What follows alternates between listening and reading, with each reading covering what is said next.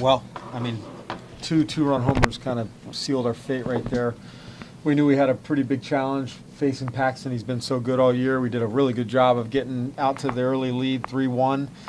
And then, that was Nate most likely his last batter by the pitch count. He put himself in a position where we had to throw a 3-2 strike, and Zunino was ready for it, hit it out of the ballpark to tie it.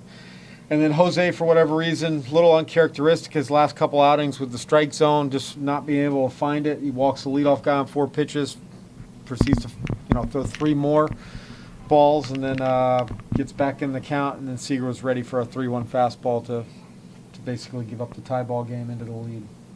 What did you see on that last play with Field? It was over aggressive, but saying that, we got a lot of guys that are trying to do a lot right now to impact us in a positive way. It's his judgment. I think he recognized it, thought maybe he could beat a throw if it took a perfect throw, but it was just one of those, maybe a tick over aggressive that you'd probably, with Joey coming up, maybe stay put and see if he can put a good swing on something.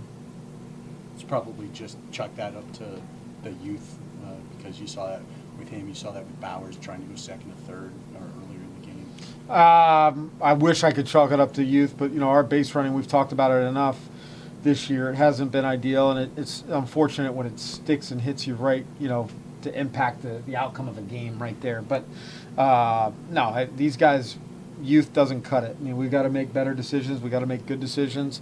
And I understand what Johnny was, his thought process behind it. If the guy throws it away and he scores, he looks like a genius. So that's kind of the little pieces of baseball that sometimes we don't always recognize just because of the result.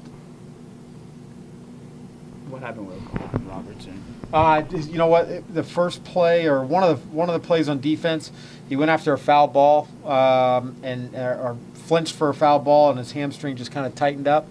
Then on the ground ball that he hit his first at bat, he felt like he couldn't really cut it loose, and we wanted to be more precautionary, just take him out of the game. Is he gonna get looked at, or is it? I'm sure he'll get checked out here today after the game. Kevin, you stand here in the ninth. What does that do for tomorrow? We're going to go ahead and start Ryan Yarbrough tomorrow. Obviously, we used him just because we've gone through the bullpen. The bullpen was pretty taxed. Kyle and I did everything we could not to overwork any one of those guys, so hopefully they can all bounce back and pitch for us tomorrow if needed. On that play, third there, the signal from the third base coach wasn't to hold up there. I mean, he wasn't like he ran through something at third. No, he didn't. I think he had already. He picked up where the ball was, where the fielders were, and felt like he had an opportunity to score.